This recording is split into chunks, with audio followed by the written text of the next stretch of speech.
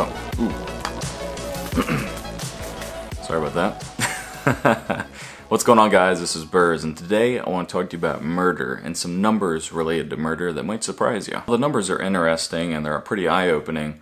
I also think the question of why do we move on so quickly from mass murders is a really good question to ask, and I've heard it a lot on social media, in person, and the like.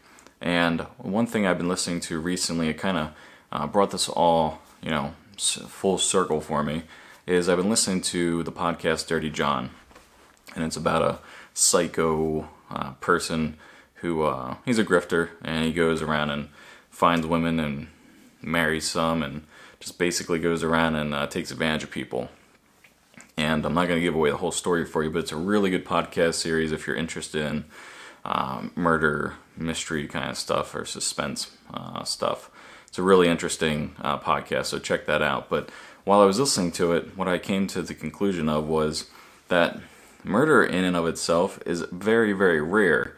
And even though when you turn on the news and such, you might think that it isn't very rare, it really is rare when it comes to each individual in the United States. Now, I personally have been involved in a mass murder event, not the perpetrator, but I went to work one day and there was a workplace shooting where someone came into work. The whole thing happened 10 feet from me over the course of probably about 45 seconds, where someone came to work, they shot another person, and they decided to end their life. And, the question at that point was, are you ever going to get over this, etc. There's a lot of people asking questions at the time. And the one question I hear now, like I said, was, why do people move on so quickly? Well, number one, I think it's in our nature to move on from things and to move forward. And I don't think it's in our nature as humans to dwell on things for the most part. So I think that's part of it. I think another part is how rare murder is to our whole entire world. It's not a normal action. And when you look at the numbers, you can definitely tell that only an amazingly small amount of people commit murder each year. So let's run through the numbers real quick. What percentage of adults in the United States commit murder each year? I'll let you think about it for a little bit, come up with a number, and now I'll tell you. 0.006% of adults in the USA commit murder each year. Now, what percentage, all you gotta do is subtract. What percentage of adults in the United States of America don't commit murder each year? It's 99.993% do not commit murder each year. Now let's talk about mass shootings. You hear a lot of people talk about that.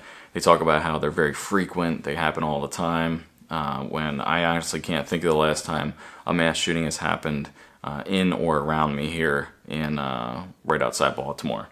So when we look at the mass shootings, there's about 384 per year. That was in 2016, 384. And I'll let you think about it for a second. What percentage of adults in America commit mass shootings? Let me think about it for a little bit here. The number is 0.00016% of Americans that are adults that commit mass murder. Now, what percentage of adults in America don't commit mass murder?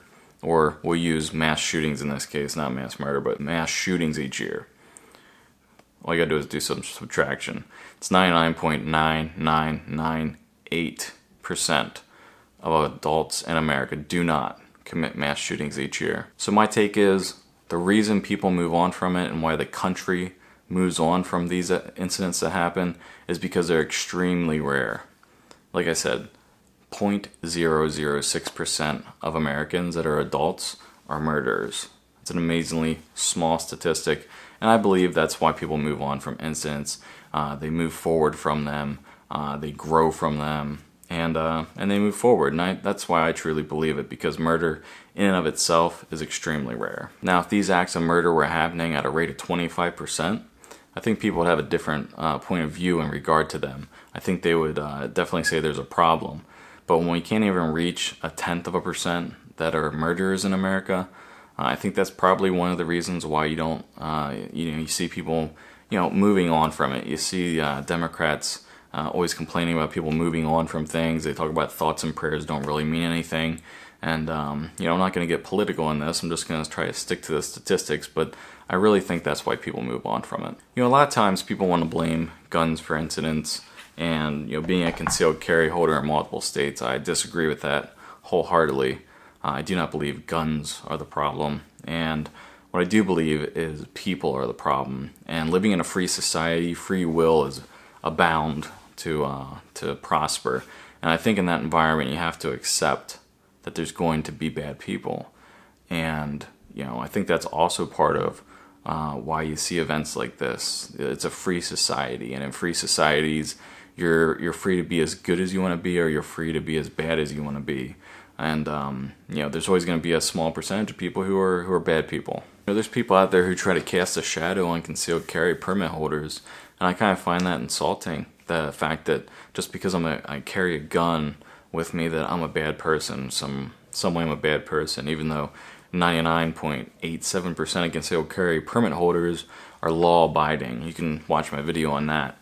But the one thing I find interesting is, you know, if I'm in a movie theater and someone, you know, for whatever reason decides they want to come in and be an active shooter, they want to shoot people in a movie theater, for instance, I'm not stopping to ask you if you're a liberal, if you're a conservative, you know, and taking, you know, seeing what political affiliation you are.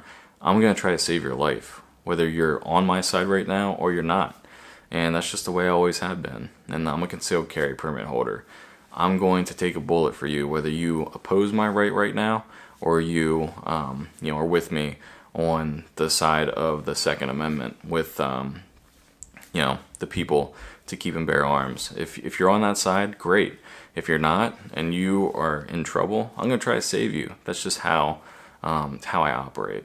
This channel's free for any comment whatsoever, as it's always been, so go ahead and put your comments down below, or better yet, make a video about it. And until next time, later.